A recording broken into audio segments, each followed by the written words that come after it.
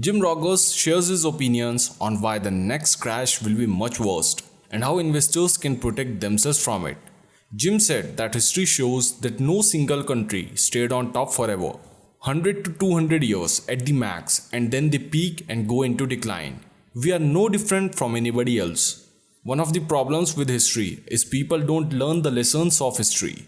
We had a president recently who didn't know the history, or if he did know history, he said he was smarter than history.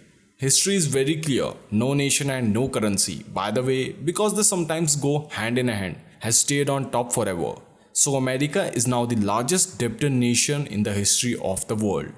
We have troops in over 100 countries. There are people who would say that we are overextended financially, economically, militarily, and it looks like they might be right. It's not a good time to be young in America because what the young people are going to inherit is mind boggling. They are borrowing a lot of money, spending a lot of money. It doesn't help the future.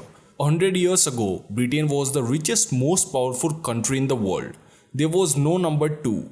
50 years later, they went bankrupt literally. The IMF had to fly into Heathrow to bail them out, so it can happen. It has happened, it often happens, and the symptoms, the money burning, the debt, etc., have always led to the kind of problem we are talking about. It will probably not happen in 2021 or even 2022, but it's on the way, as per Jim. All of this money printing has to go somewhere. It takes a long time to build a bridge or a factory, but it's very easy to go online and you buy as much of anything as you want, and that's what's happening. Everybody has a lot of money into their pocket.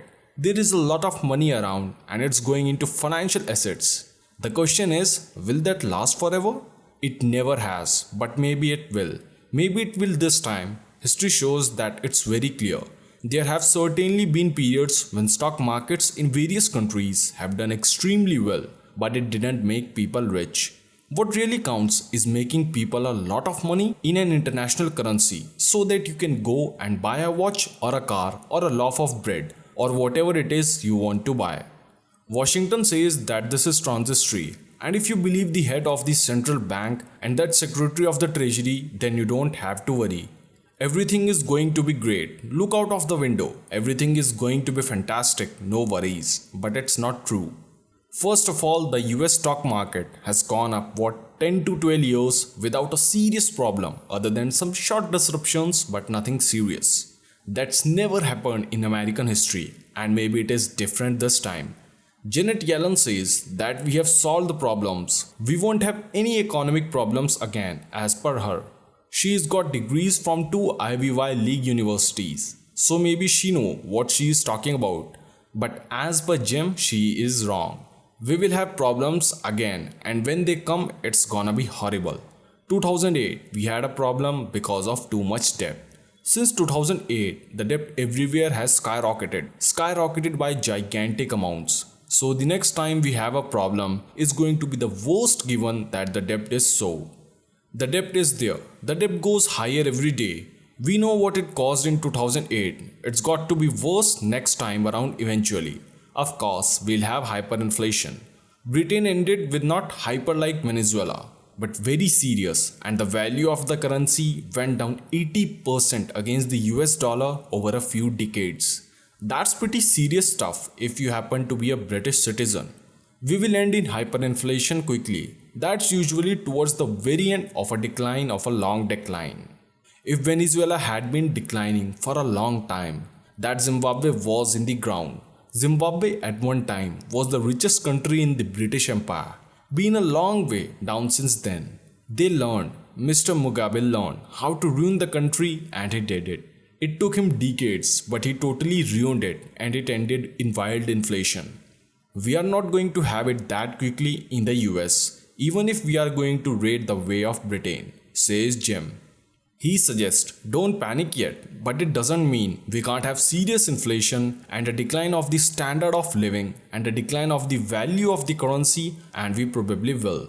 History is pretty clear. That's what happens. Social security will be paid. You may not be able to buy very much with your social security, but you will be paid. In Russia, they still pay the Soviet retirement obligations, but it doesn't do you much good.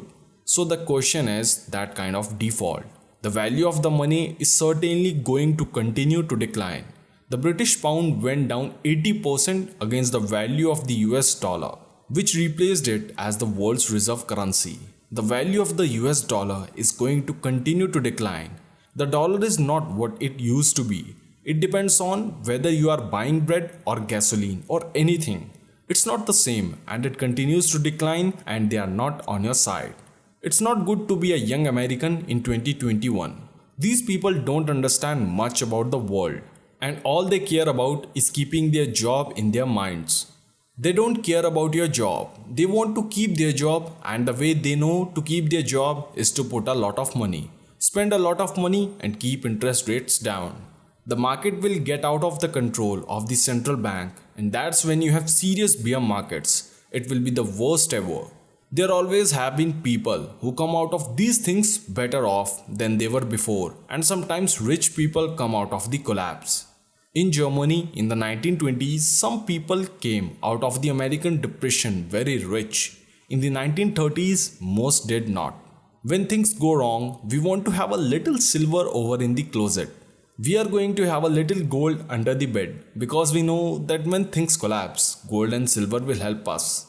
If commodities go higher, that's inflation. Bonds are clearly a valuable bubble all over the world.